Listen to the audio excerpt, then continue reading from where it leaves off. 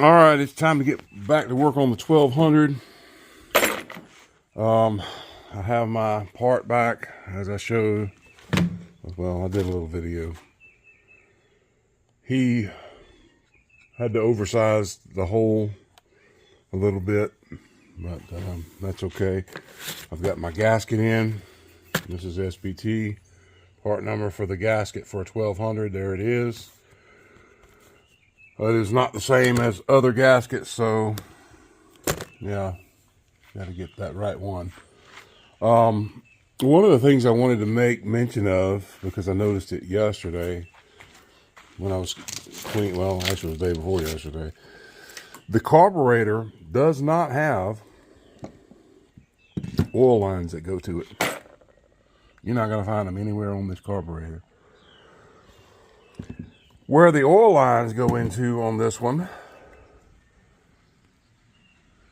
is in the piece that fits onto the top of this. So basically your Venturis are going to suck the oil in from up here. So you got to make sure that these gaskets are good.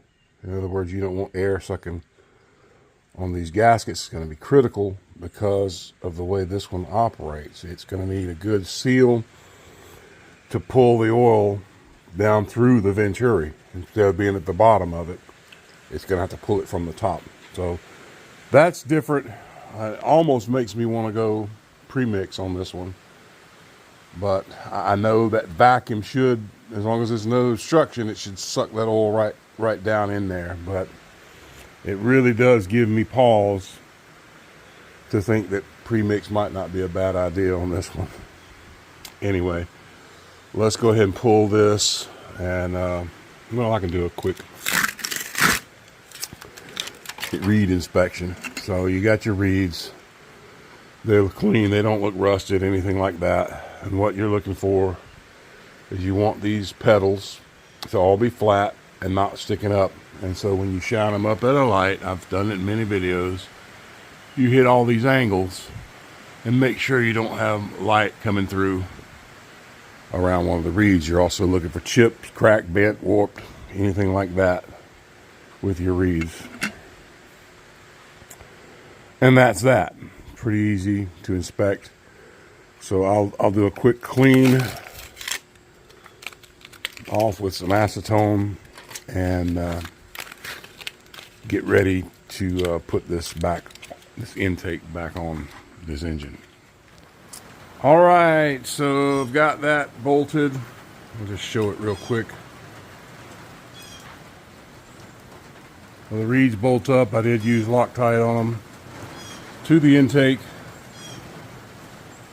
I did check all the reeds. Now, when you're going back on with this, you got 4 bolts that are longer than the rest. Look at the material. See how thick this is here? It's thicker than these here. So you're going to have 4 bolts that are going to be longer than the rest of the intake bolts. And then I'll look up the torque specs. It's going to be low. It's going to be like a 70 or so, somewhere in there. I've already got the 4 longer bolts with the blue Loctite on them. But you can see there's your length difference. Very obvious. Very obvious which ones are the longer ones. There's one more in here. All right, I'll get them on. There it is. And get you a torque spec for this stuff.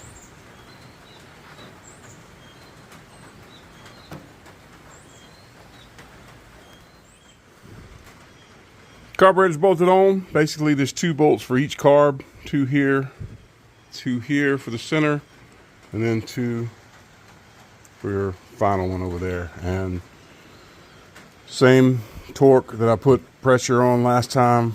Didn't break anything this time. So it's just a weak stud for some reason. I couldn't tell you why, but that one snapped. So now we're going to change out these plugs with some fresh new ones. BR8.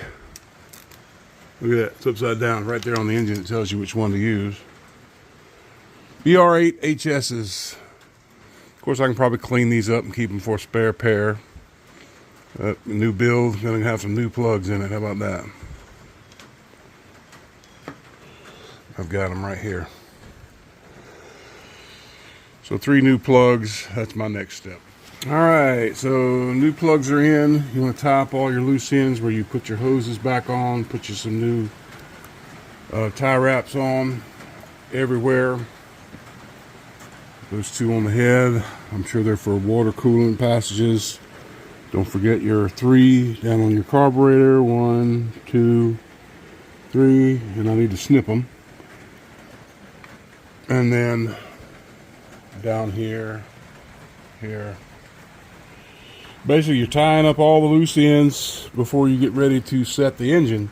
Now, I'm having horrible weather today. It started raining since I've been in the shop. So, who knows if I'll get it in today or not. I would like to. I'm hoping the rain will give me a break, and I'll be able to take care of that. All right, we're getting ready for the shade tree style lift. As you can see, hooked up, ready to lift. And this engine basically goes complete into the ski with the exhaust system on it and the carburetor.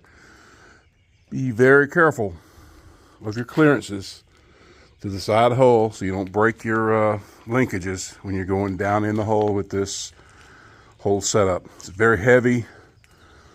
I basically just went down from the table onto padding on the floor so I didn't hit hard with it. It's not fun to move this one by yourself. So let's lift it up, get it back in that ski. All right, getting it ready to go in. Basically just get backed in over your hang point, get centered. Might need to be a little bit more back, but I might can get it from here because you can push it forward. You're gonna have to ease it in because it is a very tight fit with this particular one. I need to get all my stuff out of there. Remembering, let's see, I tie wrapped the choke closed and then taped off because it has been raining. Keep in mind as you're going in, there's some things you want to connect. This one I've already got the starter, negative and positive, bolted up to it. There's your jet pump hose. You're going to want to tie that in before you set all the way. And it, on this one, is your Y fitting. Is it right in here? Let's see. If I push it through the, I can barely see it. Tie into your Y fitting from your jet pump. Get your battery leads run through. Obviously, this is going to connect in the electrical box there. Just everything you can have ready. Be ready with it before you set it all the way, because it's harder to deal with all of this stuff once you've set the engine down. And then you think, oh, well, I needed to connect such and such or so-and-so in there. Just trying to make your life a little bit easier with the getting ready. And if you'll see right here, see, there's your ports for your oil lines on this piece right here. So make sure you've got a good seal when that sits down. And remember, there's that big metal plate that divides the two halves of the carb. La-da-da-da-da. So let me do a quick wipe down with that towel. I need to unclip that and get it primed. Remember, you run them in reverse to prime them. So I'll get my drill and run that oil pump in reverse to get it primed up. Before I get too far, I want to show you again. I've shown it in one of my earliest videos on a Yamaha. Let's get in close. See these marks? See that circle and see that hash line? All right, they line up with this in the body. So when you're adjusting this, you got to get this to swing around. Of course, the carburetor's got to be attached to help you keep it. And so there'll be your nominal right there with the dot lining up with the line.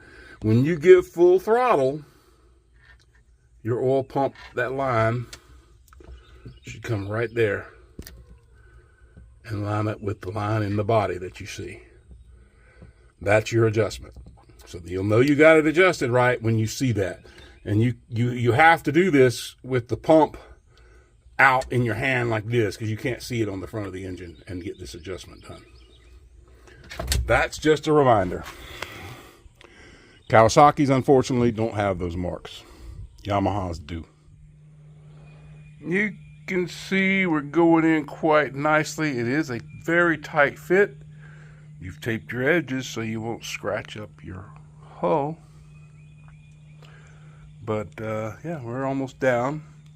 And I'll get the coupler lined up and push the engine back into the place. I've got my shims there, and then on this side there's the two. Right where they came out of, I like to stage them next to the mounts in the hull while the ski is sitting waiting on an engine build. So I put them right back where they came from. This is also the part where you're going to want to double check that you're not putting the engine down on top of any of your hoses or wires.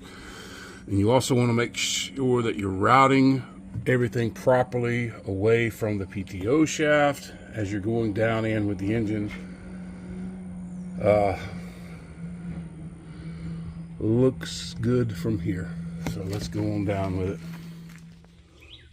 Okay, this engine set I had to get to the exact right height to slide into the coupler, because the engine's so heavy. If you miss getting it on the mounts, I couldn't lift it enough to slide it back up and into the coupler. So I had to use the lift at the exact perfect height to get the coupler lined it. And now I will find my engine mount bolts and put the shims back in place. Okay, get your fuel return, which is here. You can see it returns to the tank. Your inlet is going to be coming off of your filter and coming in right back here. Slide those on and tie wrap them. And then you've got all your electrical wiring to get hooked back up as well. Wires all nice and bundled. Battery, starter. You can see how that goes. Matching colors. The only one that was kind of confusing is there's a green and white that goes to a green for one of the stators. There's no other way to plug it but the way that I did plug it. So that's, as usual, it's, you know, you're going to find out how it goes because there's only one way it's going to fit. But there you go. There's a brown wire, white wire that connects, pink wire.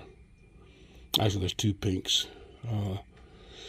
The reds, and you're good to go. Now I got to get the cover bolted back on and put that back in. All right, before I install the electrical box, I want to get the PTO cover installed. I've already got the little rubber piece on it, but then you've got two bolts with 10mm heads. They've got a shim like that that keeps you from crushing that piece of plastic.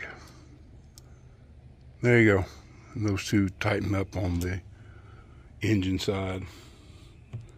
PTO cover. All right, so let's get into it. About to do the bleeding. Make sure you got oil in your tank. Loosen this 8mm bleeder screw and bring it down in your hull like that. I've already done it. But what you'll see is the oil will start running out from around that screw. Then you know you've gravity bled the oil into the pump. Okay, so then once you've done that, tighten that screw back up. Make sure you don't take it all the way out because there is a crush gasket under there. If you lose the gasket, you're going to have to put another one under there. It's usually an aluminum washer. You can put a copper one under there too, I suppose. All right, now I'm ready to prime my lines. So I've got to put hoses on each of my 3 fittings that are open. Put the throttle in the wide open position with a rubber band, or wrap it up, tape it up, something. And then run your drill in reverse with your lines hooked up to the pump, and that will prime your lines. So let me get this thing on a stand and we'll do it. All right, let's see if we can show you the action. I've taped this up with some cheap tape. We've got a gasket ready to go. I've got my drill on the oil pump. This one was a little different than some of the ones I've worked on. It's got a piece of rubber that keeps the secondary piece off of your pump. I'll say it again, if you're missing this piece, do not try to run your oil pump because it will not reach the drive bolt inside of the on the end of the crankshaft. So the drill has to be in reverse. If you run the drill forward, it pushes the oil back into the tank. So run your drill in reverse. Let's see if we can get this thing on video. I've done it before. Let's see. Get this thing down. I was trying to get a close-up of what I'm doing. Let's see. Don't know that that's going to help you much. Anyway, the drill's in reverse. I've got oil starting to flow through my lines. I'm hoping that's going to catch on camera. You can see it. That's a nice thing about the Tygon 4040 is that you can see through it and you can see the oil flow. So watch this.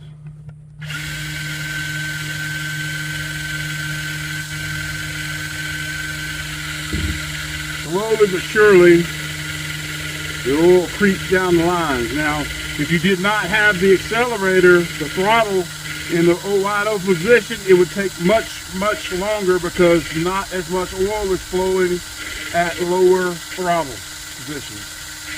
So this pump was working fine. I'm gonna guess that, as usual, one of their lines broke and trashed the engine out. So that seems to be the most common occurrence with all of the two-stroke jet skis. It drops a line and fries a cylinder.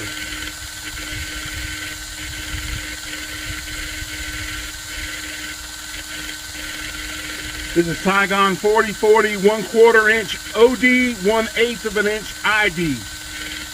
That's what you need to do this job so that your clamps fit. Some of these companies will sell some that's cheaper, that looks yellow, but it is not Tygon, and it's a thinner outer material. The clamps don't fit well on it. I got stung by that one time. People selling the fake Tygon 4040, but it doesn't say Tygon in the listing.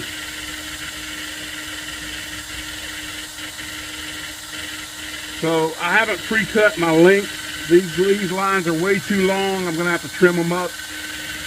But I don't have any bubbles because I bled the oil pump before I started this job. So that's what you want to do. Bleed it through the bleeder screw, then start priming your lines with the drill running in reverse. Yeah, I'm getting about done here. All right, again.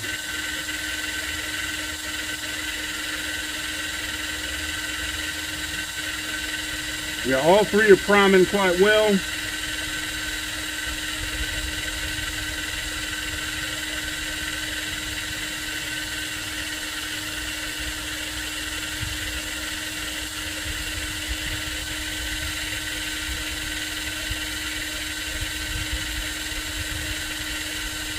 All right, I have run oil the length of those lines. Well, not the entire length, but a good bit of the length of the lines. Okay, let's zoom back out. Oil pumps bolted in, the two 5mm Allen bolts in the front with washers under them with a little bit of Loctite.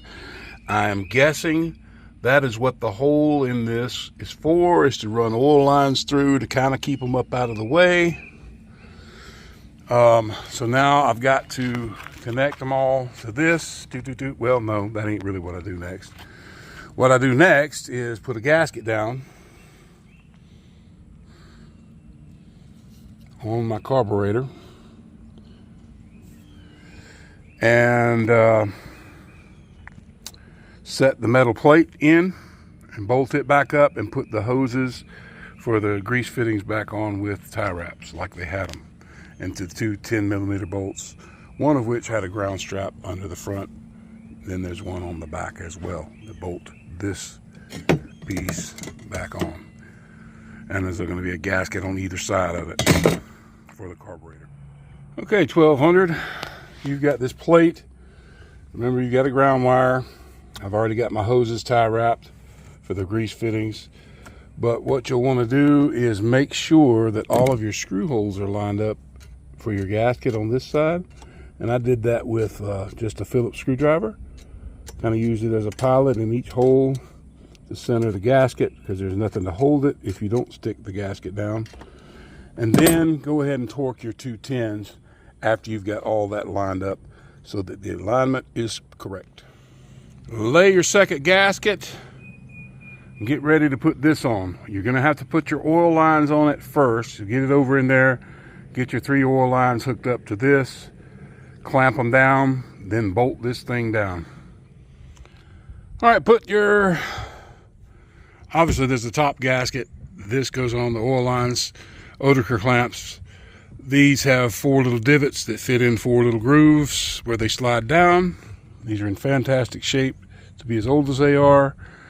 Put your velocity stacks back in, and then you've got your little screen, flame arrestor screen, and the top cover, and that's it. And I've got to get a battery, and we'll fire this thing up. All right, I just want to do a quick short video on my GP1200. I had an issue, and it's fixed now. It wouldn't start, no display, no nothing. And I'm like, hey, what did I do wrong? I'm pretty sure, look at this, I've even got my wiring box back out, checking all my wiring. Oh, I got a bad solenoid. I could jump the solenoid across these 2 terminals and get it to start over, but it wouldn't do anything. So, what was wrong with it? Well, apparently these things lose their, I don't know what you want to call it, this display. It was just on, showing everything and beeping at me and everything. And so what you have to do to fix it is come down here, disconnect this 1 blue wire, and I think a lot of different Yamahas have got this thing. Disconnect this for a few seconds from the, should have got a stand, but disconnect that, reconnect it, go up here, press this button. See, then it asks for the code, and the code on this one is ABCA. ABCA. And then it's ready to go. And then you've got your, well, it'll all come back after that. Okay? ABCA, I guess that's the default code. I entered AAAA, that didn't work. BBB, that didn't work. So, you know, ABCA. And it allowed it to turn over again. So now, let me put all this back together and see if I can get this thing started. All right, y'all ready for this?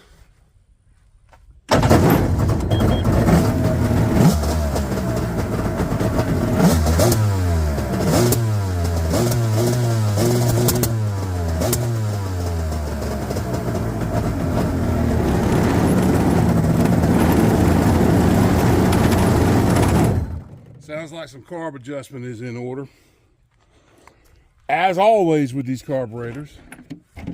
But there's a running 1200, and the issue was, you know, it had the no power, no start, no display crap going on, and I just covered how to fix that without tearing it into everything like I did, trying to solve it the hard way. Apparently these have some sort of timeout or whatever. Look at this. Let me see. Starts right up. Look at this.